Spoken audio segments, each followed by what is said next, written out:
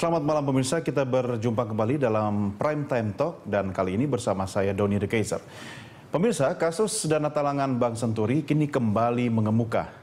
Rabu kemarin, salah seorang inisiator Panwas Senturi yaitu Muhammad Misbahun meluncurkan sebuah buku dengan judul Sejumlah Tanya Melawan Lupa.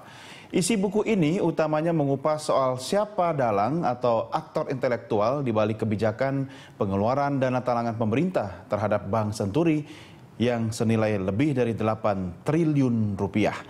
Namun yang mengagetkan dalam buku ini, ternyata penulis menyebut nama mantan Presiden Susilo Bambang Yudhoyono sebagai orang yang seharusnya paling bertanggung jawab atas kerugian negara akibat kebijakan pemberian talangan ini. Benarkah demikian pemirsa? Lantas hingga kini sudah sejauh mana sebenarnya kasus ini berhasil diusut oleh KPK pasca putusan MA yang menyatakan bahwa salah seorang terdakwa atas kasus ini yaitu Budi Mulya terbukti bersalah atas dikeluarkannya kebijakan bailout pada Bank Senturi ini. Baik pemirsa, kita akan berdiskusi terkait masalah ini dan telah hadir bersama kami di studio yaitu mantan anggota Timwas Senturi, Nudirman Munir, dan juga kuasa hukum keluarga Cikeas, Palmer Situmorang. Selamat malam Bang Nudirman, Bang Palmer apa kabar? Malam. Sehat? Alhamdulillah. Baik. Sehatnya kelihatan sekali turun berat beliau ini kan? Iya. Yang turun beratnya, kasus Senturi sudah turun sampai mana nih kira-kira? Yang penting sehat ya, abang-abang sekalian. Baik, dan Bapak-bapak sekalian, saya juga mengundang partisipasi Anda, pemirsa, untuk bisa bergabung bersama kami dalam diskusi kita malam hari ini.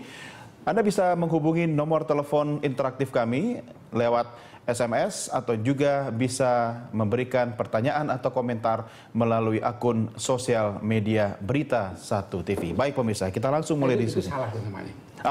Kalau saya tidak pernah menyebut salah. Tulisan boleh salah Bang, tapi kalau menyebut tidak boleh salah gitu kan. Masalahnya begini, wajahnya beda sekarang. Lebih tirus gitu. Bang, bagaimana nih terkait buku ini? Saya minta komentar Bang Nudirman dulu nih. Jadi memang sempat ada ininya, covernya nih di Suara Pembaruan gitu kan. Saya cari-cari bukunya belum ketemu. Sejumlah Tanya Melawan Lupa. Ini memang saya juga agak kaget begitu kemarin waktu reshuffle masuknya Darmin Nasution sebagai Menko Ekuin. Saya udah punya kekhawatiran jangan-jangan nanti ini muncul lagi kasus Senturi. Rupanya belum lagi tidur saya terbangun, kenyataan sudah terjadi. Kenapa? Karena memang selama ini kasus Senturi itu pada umumnya ditarik ke gelanggang politik.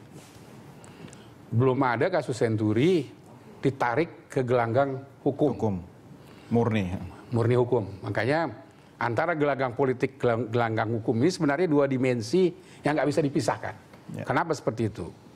Seandainya undang-undang tentang mengenai penyelesaian krisis perbankan itu di situ disalurkan kepentingan politik dan kepentingan hukum, tidak akan terjadi seperti ini. Contoh, andai kata yang harus mengajukan dana talangan atau apapun namanya mengenai terjadinya krisis keuangan harus diajukan oleh presiden dan disetujui oleh parlemen, nggak akan ada gelanggang politik. Tinggallah gelanggang hukum.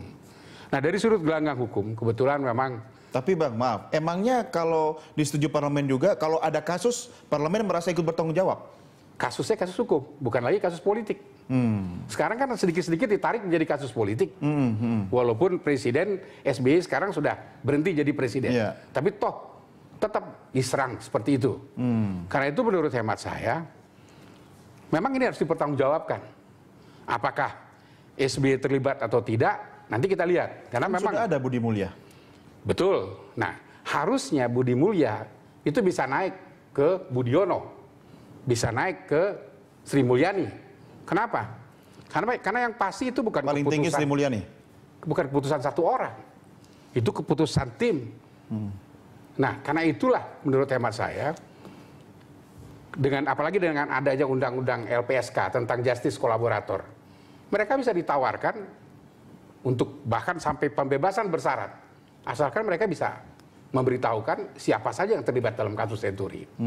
Tapi kalau dilihat dari sudut hukum, sebenarnya baik itu Budiono maupun Sri Mulyani, ini dilihat dari analisa hukum ya, karena kebetulan saya membedah kasus ini secara hukum.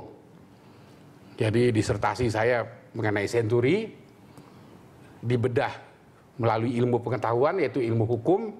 Ilmu hukumnya hukum pidana dan lebih khusus lagi pidana perbankan. Ya. Nah, dilihat dari sudut pidana perbankan, Sri Mulyani, Budiono, jelas secara hukum mereka terlibat. Nah, begitu juga yang lain-lain yang lain-lain ikut ini siapa? memutuskan. Yang lain-lain Mereka ini mengklaim KKSK. Oke, KKSK aja udah melanggar hukum, harusnya KK. Kenapa bukan KK? KSKK. KSSK. KSSK, ya maaf, KSSK. Kenapa bukan KK? Karena LPS ada KK. Kenapa justru diciptakan yang baru yang nggak jelas ini, KSSK? Itu pertama. Yang kedua, itu ada batas, taruhlah mereka diberikan imunitas oleh undang-undang JPSK. Tapi kan ada tanggal 30 November, itu kalau ada pencairan lagi sesudah itu kan itu ditolak DPR. Maka itu udah kriminal. Oke. Itu udah melanggar hukum. Nah, mereka kena juga di situ.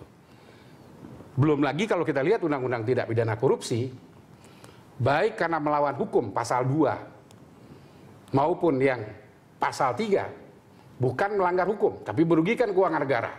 Mereka pun bisa ditindak secara hukum. Nah, yang terakhir menurut saya, memang pengembalian kerugian negara terlalu menyedihkan di sini. Saya mencatat hanya 27 juta rupiah dari saya ralat Sekian sedikit triliun. 8,7 triliun. 8,7 triliun. Dana negara yang diambil baru kembali 27 juta 27 rupiah. juta itu dari mana itu? Itu pun kalau kita lihat katanya, kan asetnya Bank Senturi masih ada. Kita lihat debt equity rasionya. Iya, iya. Kalau ternyata lebih banyak utangnya daripada equity-nya, ya nggak ada pengertian apa-apa. Yang heran saya, kenapa setiap kita mengambil kebijaksanaan mengenai bailout atau mengenai penyelesaian krisis keuangan, kita selalu rugi. Padahal Amerika udah ngajarin kita. 7.000 triliun Amerika melakukan bailout. Contoh Citibank. Ya. Citibank sahamnya dibeli oleh negara hanya dengan modal 0,97 dolar per lembar saham. Banknya bisa selamat, negara nggak ada masalah. 98. Iya. 2010 dia bisa menjual 34 US dolar per lembar saham. Negara diuntungkan. Untung banknya selamat. Banknya selamat. Sampai ke Indonesia juga ya. Betul. Oke lah, itu lebih teknis. Kalau Bang Palmer sendiri bagaimana melihat terkait dengan ada asap baru lagi ini? Sepertinya api-api mulai diciptakan muncul di mana-mana nih. Ya, orang menciptakan bisa aja, media tentu sangat senang pemberitaan yang high profile ya. Nah, kalau Bung Nudirman tadi melihat, karena ini dua sisinya, dia politisi dan dia juga orang hukum, ya kan? Iya. Ini praktisi juga nih. Jadi cover both side lah. Cover both side kalau dia. Saya melihat pure dari hukumnya saja, bahwa ini kan sudah diuji secara hukum terhadap memidanakan Robert Tantular.